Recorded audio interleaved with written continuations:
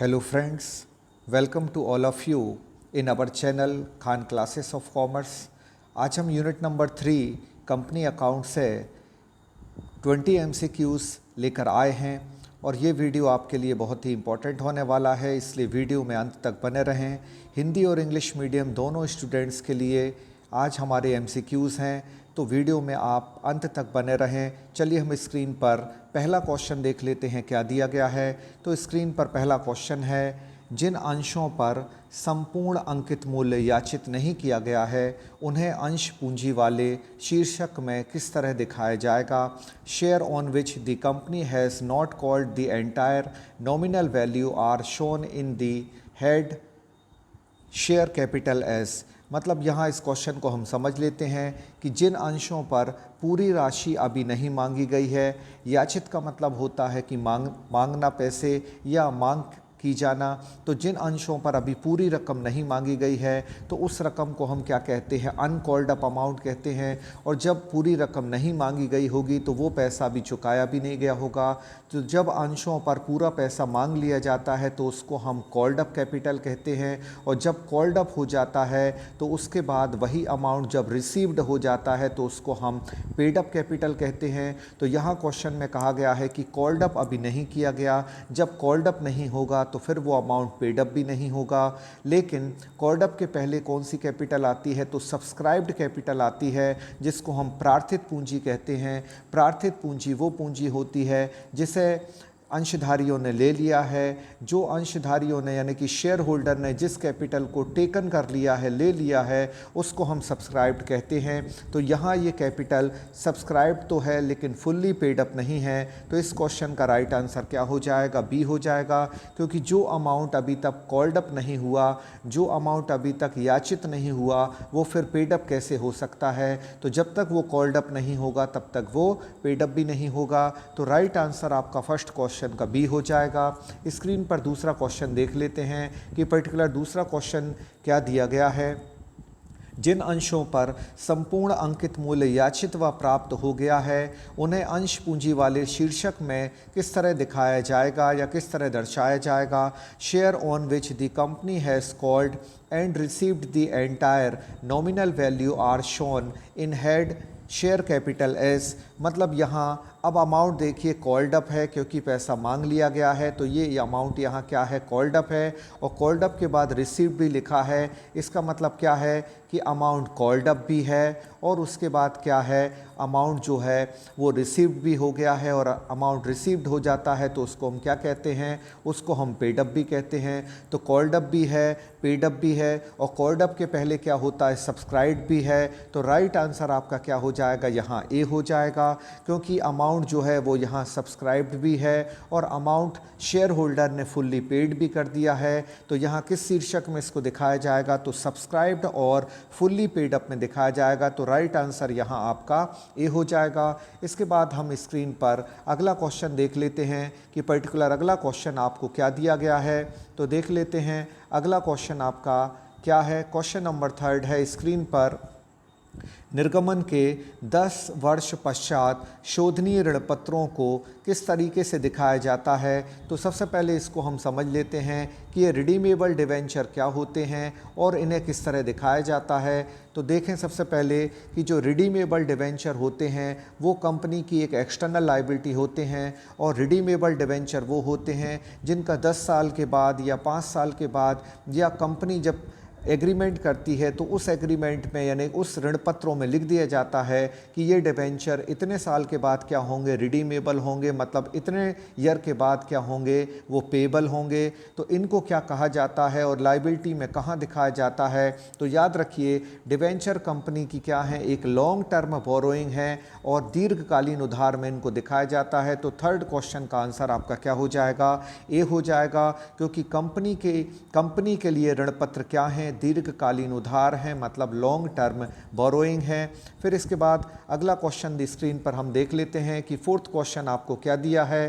Fourth question आपको दिया गया है, प्रतिभूति प्रीमियम संचय खाते को कहाँ किस शीर्षक में दिखाया जाएगा। Security premium reserve is shown under the head. तो आपको पता है कि आपकी लाइबिलिटी में एक हेड होता है जो कि सब हेड कहलाता है, और सब हेड किस में आता है, ये शेयर कैपिटल में आता है, जिसका नाम रिजर्व एंड सरप्लस है, जिसको हम संचय एवं आधिक्य कहते हैं। संचय एवं आधिक्य में इसको दिखाया जाता है। तो आपके इस फोर्थ क्वेश्चन का आंसर क्या हो जाएगा, रिजर्व एंड सरप्लस। तो जो सिक्योरिटी प्रीमियम रिजर्व होता है, जिसको हम SPR यानी कि सिक्योरिटी प्रीमियम रिजर्व, हिंदी में प्रतिभूति प्रीमियम संचय कहते हैं। प्रतिभूति प्रीमियम संचय को लाइबिलिटी साइड कहाँ दिखाया जाता है, तो लाइबिलिटी में इसको संचय एवं आधिक्य यानी कि रिजर्व एंड सरप्लस में दिखाया जाता है। तो राइट आंसर फोर्थ क्वेश्चन का आपका ए हो जाएगा। इसके बाद अगला क्वेश्चन हम स्क्रीन पर देख लेते हैं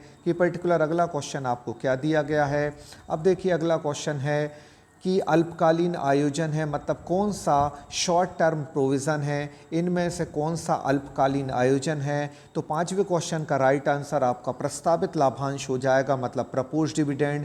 जो लाभांश अभी तक प्रस्तावित हुआ है और उस प्रस्तावित लाभांश को शॉर्ट टर्म प्रोविज़न कहते हैं, मतलब यहाँ आपका राइट आंसर क्या हो जाएगा। तो फिफ्थ क्वेश्चन का राइट आंसर आपका क्या हो जाएगा, ए हो जाएगा, क्योंकि कंपनी की जब बैलेंस शीट बनती है तो कंपनी की बैलेंस शीट में प्रपोज्ड डिविडेंड को कहाँ लिखा जाता है, प्रपोज्ड डिविडेंड को शॉर्ट टर्म प्रोविज़न में लिखा जाता है, मतलब प्रस्तावित लाभांश को अल्पकालीन आयोजन में लिखा जाता है, क्योंकि कुछ समय के बाद इसका पेमेंट हो जाएगा। तो ये कंपनी की एक शॉर्ट टर्म लाइबिलिटी है और इसको शॉर्ट टर्म प्रोविज़न में लिखा जाता है। अब स्क्रीन पर अगला क्वेश्चन हम देख लेते हैं कि पर्टिकुलर अगला क्वेश्चन क्या है। तो देखिए आप अगला क्वेश्चन नंबर 6 है, और क्वेश्चन नंबर 6 में लिखा है लाभांश किस पूंजी पर दिया जाता है। लाभांश मतलब कि dividend is paid on which capital. तो बताइए आप लाभांश किस पर दिया जाता है, क्या ये ऑथराइज्ड कैपिटल पर दिया जाता है, नहीं, ये अधिकृत पूंजी या जिसको हम क्या कहते हैं, जिसको हम नॉमिनल कैपिटल कहते हैं, उस पर भी नहीं दिया जाता, इशूड कैपिटल पर भी नहीं दिया जाता, लेकिन लाभांश हमेशा चुकता पूंजी पर दिया जाता है, पेड अप अमाउंट पर दिया जाता है। जो भी शेयर होल्डर ने कंपनी को पे कर दिया है उस पेड अप अमाउंट पर क्या दिया जाता है, डिविडेंड दिया जाता है। तो याद रखिए डिविडेंड जो होता है वो शेयर होल्डर की क्या होता है, इनकम होता है, लेकिन कंपनी के पॉइंट ऑफ व्यू से देखें तो ये क्या होता है, एक्सपेंस होता है। तो कंपनी के लिए डिविडेंड क्या है, एक एक्सपेंस है, लेकिन शेयर होल्डर के लिए देखें डिविडेंड तो क्या है, इनकम है। और इसको क्या कहा जाता है, इसको किस पूंजी पर दिया जाता है, तो लाभांश हमेशा चुकता पूंजी यानी पेड अप कैपिटल पर दिया जाता है। इसके बाद देख लेते हैं स्क्रीन पर अगला क्वेश्चन क्या है। तो 7वां क्वेश्चन आपको दिया गया है कि ऋणपत्र कहाँ दर्शाए जाते हैं या किस शीर्षक में लिखे जाते हैं। Debentures are shown under the head. Debenture यानी कि ऋणपत्र, इनको कहाँ लिखा जाता है, तो ऋणपत्रों को जैसा अभी हमने एक क्वेश्चन में बताया था, ये कंपनी के लिए एक लॉन्ग टर्म बोरोइंग है और इनको दीर्घकालीन उधार में कंपनी की लाइबिलिटी में लिखा जाता है। और कंपनी की ये लाइबिलिटी लॉन्ग टर्म लाइबिलिटी है और लॉन्ग टर्म लाइबिलिटी के साथ साथ ये एक्सटर्नल लाइबिलिटी भी है। तो याद रखिए नेचर में अगर पूछा जाए टाइम बेसिस पर देखें तो लॉन्ग टर्म लाइबिलिटी है, और अगर हम इसको इंटरनल और एक्सटर्नल बेसिस पर देखा जाए तो ये एक एक्सटर्नल लाइबिलिटी है, मतलब बाह्य दायित्व है। तो कंपनी के जो ऋणपत्र होते हैं वो बाह्य दायित्व भी हैं और दीर्घकालीन उधार भी कहलाते हैं। तो इस क्वेश्चन का राइट आंसर आपका क्या हो जाएगा, सी हो जाएगा। आई होप ये कॉन्सेप्ट आपको समझ में आ गई होगी।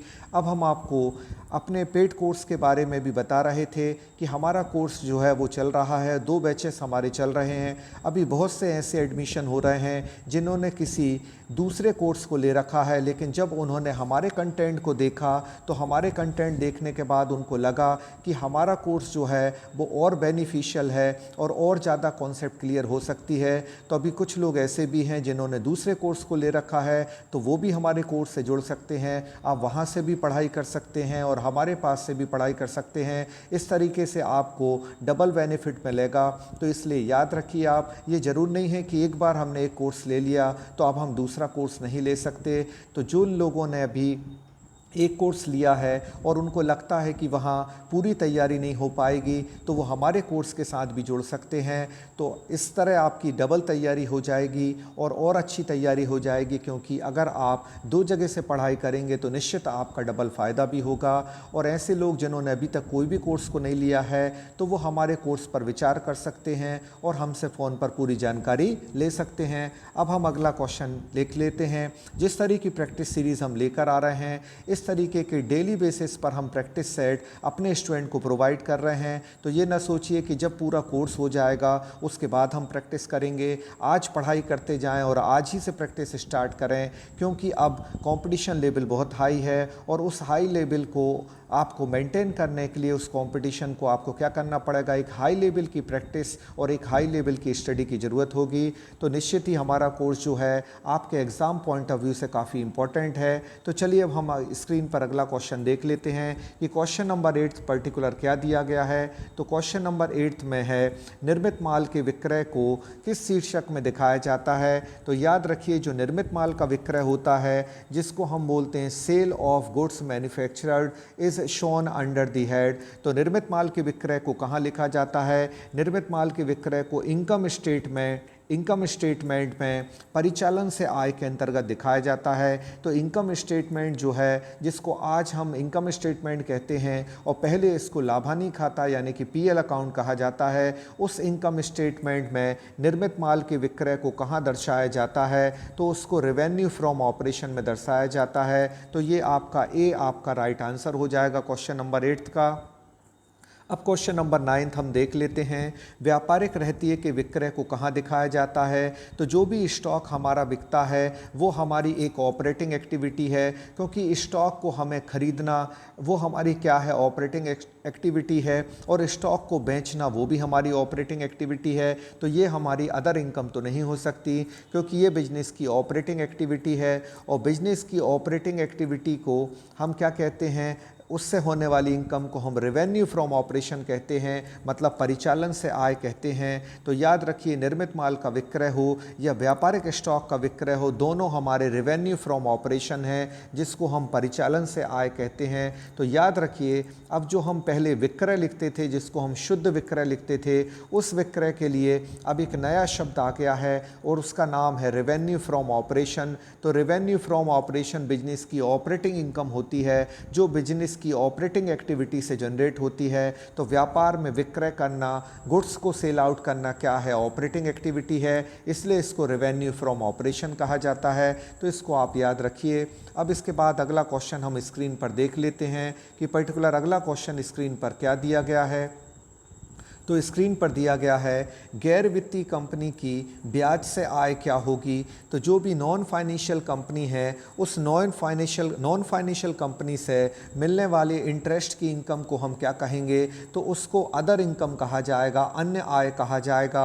ये ऑपरेटिंग इनकम नहीं हो सकती, क्योंकि हम अपनी कंपनी में अगर हम बिजनेस में कुछ ऑपरेशन करते हैं और ऑपरेटिंग एक्टिविटी से पैसे कमाते हैं तो वो रेवेन्यू फ्रॉम ऑपरेशन कहलाता है। लेकिन दूसरी कंपनी में पैसा लगाना हमारी ऑपरेटिंग एक्टिविटी नहीं है। फॉर एग्जांपल, यदि हमने बैंक में पैसे जमा कर रखे, हमारी कंपनी के पैसे बैंक में जमा है और बैंक में जमा पैसे से हमें अगर कोई इंटरेस्ट मिलता है, जिसको इंटरेस्ट ऑन बैंक डिपॉजिट कहेंगे, तो इंटरेस्ट ऑन बैंक डिपॉजिट हमारी क्या होगी? अदर इनकम होगी, क्योंकि वो बिजनेस में गुड्स को सेल आउट करने से जनरेट नहीं हुई है। तो जो इनकम बिजनेस में गुड्स को सेल आउट करने से जनरेटेड ना हो, वो आपकी अदर इनकम कहलाएगी। और बिजनेस में गुड्स को सेल आउट करने से या स्टॉक को बेचने से होने वाली इनकम को हम रेवेन्यू फ्रॉम ऑपरेशन कहते हैं। जैसे प्रीवियसली आपने 2 क्वेश्चंस में देखा कि अगर व्यापार का स्टॉक बेचा है तो हमारी रेवेन्यू फ्रॉम ऑपरेशन है, मतलब ऑपरेटिंग इनकम है। लेकिन अगर हम बैंक में कुछ पैसा जमा करें और बैंक में पैसे जमा करने पर हमको इंटरेस्ट मिलता है, ये हमारी कोई ऑपरेटिंग एक्टिविटी नहीं है। और जब ऑपरेटिंग एक्टिविटी नहीं है, संचालन क्रिया नहीं है या परिचालन क्रिया नहीं है, तो उससे होने वाली आय भी हमारी क्या होगी? अदर इनकम होगी। वो रेवेन्यू फ्रॉम ऑपरेशन यानी कि ऑपरेटिंग इनकम नहीं हो सकती। तो इस पर्टिकुलर क्वेश्चन का राइट आंसर आपका क्या हो जाएगा? बी हो जाएगा। इसके बाद हम आगे देख लेते हैं, और भी आगे इम्पोर्टेंट क्वेश्चन है। तो चलिए हम स्क्रीन पर देख लेते हैं कि अगला पर्टिकुलर क्वेश्चन आपके लिए क्या दिया गया है। तो इस अगले पर्टिकुलर क्वेश्चन को देखिए। दायित्वों की कुल राशि में क्या शामिल होता है? The amount of liability side includes the following.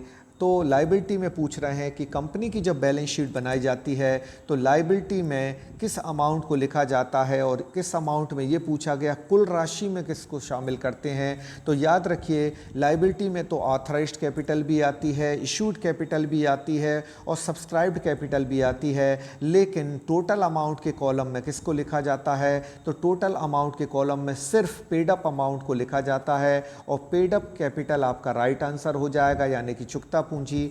एक अंशधारी को जो अंश दे दिए गए हैं या जितनी अंश पूंजी दे दी गई है उसको हम सब्सक्राइब्ड कैपिटल कहते हैं। जो जनता में इशू की गई है उसको इशूड कैपिटल कहते हैं। जो जनता से मांग लिया उसको कॉल्ड अप कैपिटल कहते हैं। लेकिन जो जनता ने चुका दिया उसको पेड अप कैपिटल कहते हैं। और पेड अप कैपिटल को ही कहाँ लिखा जाता है? कुल राशि वाले कॉलम में लिखा जाता है। याद रखिए यहाँ पूछा गया है total amount of liability side पूछा है, तो लाइबिलिटी साइड में तो सारी कैपिटल्स आती हैं, लेकिन टोटल अमाउंट यानी कि अमाउंट वाले कॉलम में कौन सा अमाउंट आएगा?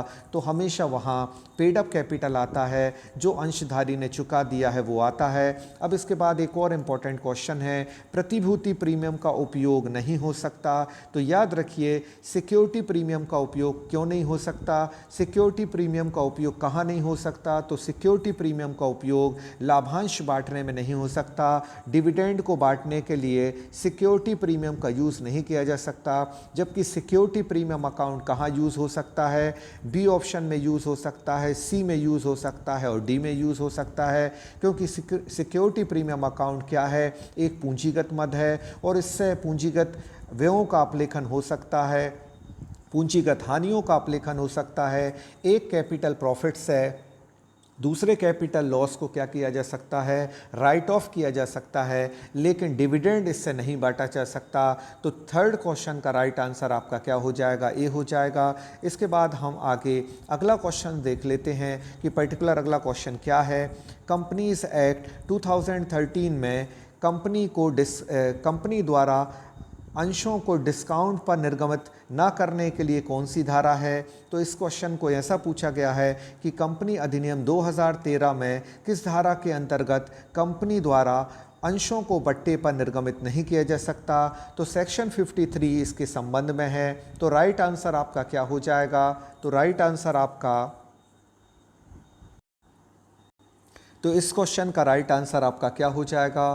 तो इस क्वेश्चन का पर्टिकुलर राइट आंसर आपका डी हो जाएगा कि सेक्शन 53 क्या है। सेक्शन 53 कंपनीज एक्ट 2013 में ये व्यवस्था है इस सेक्शन में कि कोई भी कंपनी अपने शेयर को किस पर इशू नहीं कर सकती? कोई भी कंपनी अपने शेयर को डिस्काउंट पर इशू नहीं कर सकती, और इसकी व्यवस्था किस में है? सेक्शन 53 में है। लेकिन सेक्शन 54 भी है जो बट्टे पर अंशों के निर्गमन पर क्या करती है? परमिट करती है। तो सेक्शन 54 क्या है? ये स्वेट इक्विटी शेयर से रिलेटेड है, और स्वेट इक्विटी शेयर वो होते हैं जो किसको इशू किए जाते हैं? वो कंपनी के कर्मचारियों को इशू किए जाते हैं जो कंपनी में अपना खून और पसीना लगाते हैं, उनको स्वेट इक्विटी शेयर इशू किए जाते हैं। तो स्वेट इक्विटी शेयर क्या डिस्काउंट पर इशू हो सकते हैं? तो हाँ, सेक्शन 54 कहता है कि स्वेट इक्विटी शेयर बट्टे पर निर्गमित हो सकते हैं, डिस्काउंट पर जारी हो सकते हैं। लेकिन सेक्शन 53 कहता है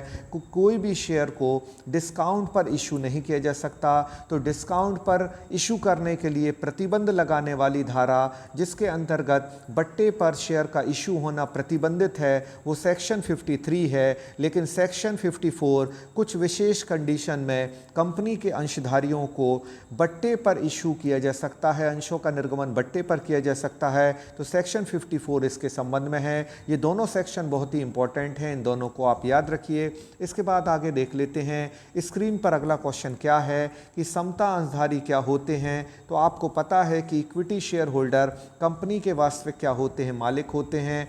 कंपनी के क्रेडिटर कौन होते हैं? तो कंपनी के क्रेडिटर डिवेंचर होल्डर होते हैं, यानी कंपनी के लेनदार ऋणपत्रधारी होते हैं। अगर इस क्वेश्चन में पूछा होता कि ऋणपत्रधारी क्या होते हैं तो राइट आंसर आपका क्या हो जाता, ए हो जाता। लेकिन यहाँ समतांशधारी पूछे गए हैं, तो याद रखिए कंपनी में समतांशधारी कौन होते हैं। कंपनी के समतांशधारी कंपनी के वास्तविक मालिक होते हैं। याद रखिए कंपनी एक ऐसी कॉन्सेप्ट है जिसमें पैसे लगाने वाले कंपनी के मालिक होते हैं, जिन्हें हम शेयर होल्डर कहते हैं, और कंपनी को चलाने वाले बोर्ड ऑफ डायरेक्टर होते हैं, जिनको हम संचालक मंडल कहते हैं। कंपनी में पैसा लगाने वाले कोई और होते हैं और कंपनी को चलाने वाले कोई और होते हैं। तो इसलिए ये फैक्ट आप यहाँ याद रखिए। अब इसके बाद अगला क्वेश्चन हम देख लेते हैं कि और पर्टिकुलर क्वेश्चन भी हैं आपके लिए, तो जल्दी से हम इनको ले लेते हैं। और देखिए स्क्रीन पर अगला क्वेश्चन पर्टिकुलर क्या दिया गया है। कंपनी किसके द्वारा निर्मित होती है, तो याद रखिए कंपनी किसके द्वारा निर्मित होती है, तो company is artificial person created by law, यानी कंपनी कानून द्वारा निर्मित कृत्रिम व्यक्ति है, या कंपनी विधान द्वारा निर्मित कृत्रिम व्यक्ति है। कोई भी कंपनी हो उसका रजिस्ट्रेशन किसी न किसी कंपनीज एक्ट में होगा, तब वो कंपनी कहलाएगी। तो कंपनी का जो जन्म होता है वो विधान यानी कि कानून के द्वारा होता है। तो दूसरे क्वेश्चन का राइट आंसर आपका क्या हो जाएगा, सी हो जाएगा। इसके बाद अगला क्वेश्चन देख लेते हैं। कंपनी का निर्माण साधारणतया किस उद्देश्य के लिए किया जाता है, तो कंपनी जनरली क्रिएटेड होती है किसके लिए, लाभ कमाने के लिए होती है, और लाभ कमाने के लिए कंपनी बनाई जाती है, मतलब प्रॉफिट अर्निंग करना कंपनी का मुख्य उद्देश्य होता है। इसके बाद अगला क्वेश्चन आपसे पूछा गया है कि कंपनी निजी कंपनी में अधिकतम सदस्यों की संख्या कितनी होती है, तो एक प्राइवेट कंपनी में मैक्सिमम नंबर ऑफ मेंबर कितने होते हैं, तो एक प्राइवेट कंपनी में मैक्सिमम नंबर ऑफ मेंबर कितने हो सकते हैं, 200 हो सकते हैं। तो याद रखिए एक प्राइवेट कंपनी में कम से कम सदस्यों की संख्या 2 होती है और अधिकतम सदस्यों की संख्या कितनी हो सकती है, 200। तो इसको इस तरह याद रखें, 2 और 200, 2 और 200। तो ये याद रहेगा कि मिनिमम नंबर ऑफ मेंबर 2 होंगे, जबकि मैक्सिमम नंबर ऑफ मेंबर कितने होंगे, 200 होंगे। तो ये हमने किस कंपनी का बताया आपको, निजी कंपनी यानी प्राइवेट कंपनी का बताया। जबकि पब्लिक कंपनी में मिनिमम सदस्यों की संख्या क्या होती है, 7 होती है, और मैक्सिमम सदस्यों की संख्या कितनी हो सकती है, तो ये अंशों की संख्या तक हो सकती है, अंशों की संख्या तक सीमित हो सकती है, मतलब नंबर ऑफ शेयर तक इसको सीमित किया जा सकता है। तो प्राइवेट कंपनी में 2 मिनिमम हो सकते हैं और मैक्सिमम कितने हो सकते हैं, 200 हो सकते हैं। तो राइट आंसर आपका इस क्वेश्चन का क्या हो जाएगा, डी हो जाएगा। अब स्क्रीन पर आखिरी क्वेश्चन हम ले लेते हैं, और आखिरी क्वेश्चन में आपसे पूछा गया है कि कौन सी कंपनी की विशेषता नहीं है।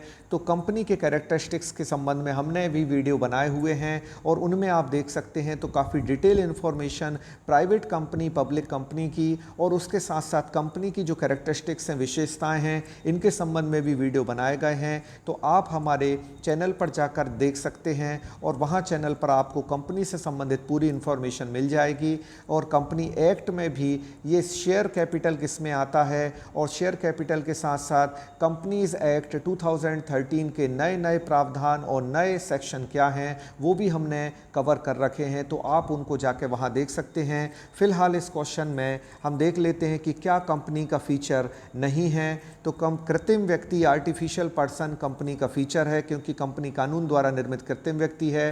कंपनी का सेपरेट लीगल एंटिटी होती है, मतलब पृथक वैधानिक अस्तित्व होता है, और कंपनी कानून द्वारा निर्मित कृत्रिम व्यक्ति है, विधान द्वारा निर्मित होती है। लेकिन कंपनी का जो दायित्व है वो असीमित नहीं होता, बल्कि कंपनी का दायित्व क्या होता है, सीमित होता है। तो राइट आंसर आपका क्या हो जाएगा, सी हो जाएगा, क्योंकि अनलिमिटेड लायबिलिटी ये कंपनी का कैरेक्टरिस्टिक नहीं है। अनलिमिटेड लायबिलिटी किसका कैरेक्टरिस्टिक है, तो ये पार्टनरशिप का है, इसको आप याद रखिए। पार्टनरशिप में जो भी शेयर होल्डर होते हैं, उस पार्टनरशिप में शेयर होल्डर की जो लायबिलिटी होती है वो क्या होती है, अनलिमिटेड। तो ये पार्टनरशिप का कैरेक्टरिस्टिक है, और ये किसका कैरेक्टरिस्टिक नहीं है, कंपनी का। तो यहाँ नॉट वर्ड पूछा गया था, वो पूछा गया था जो कंपनी की विशेषता नहीं है। तो राइट आंसर आपका क्या हो जाएगा, सी हो जाएगा। तो इस तरीके से आपके ये लगभग 20 MCQs हम लेकर आए। वीडियो अगर आपको अच्छा लगा हो तो प्लीज़ आप हमारे वीडियो को लाइक करें, और इसके साथ साथ अगर आप चैनल पर नए हैं तो चैनल को सब्सक्राइब करें और हमारे पेड कोर्स में हम काफ़ी कुछ आपको अच्छा प्रोवाइड कर रहे हैं। डेली बेसिस पर प्रैक्टिस सीरीज़ लेकर आ रहे हैं और साथ ही साथ हमारे वीडियो लेक्चर और पीडीएफ फाइल भी आपके लिए काफ़ी इंपॉर्टेंट है। तो पूरे कोर्स की आप हमसे जानकारी ले सकते हैं और उसके बाद हमारे कोर्स को आप ज्वाइन कर सकते हैं। आज तक के लिए बस इतना ही। जय हिंद दोस्तों।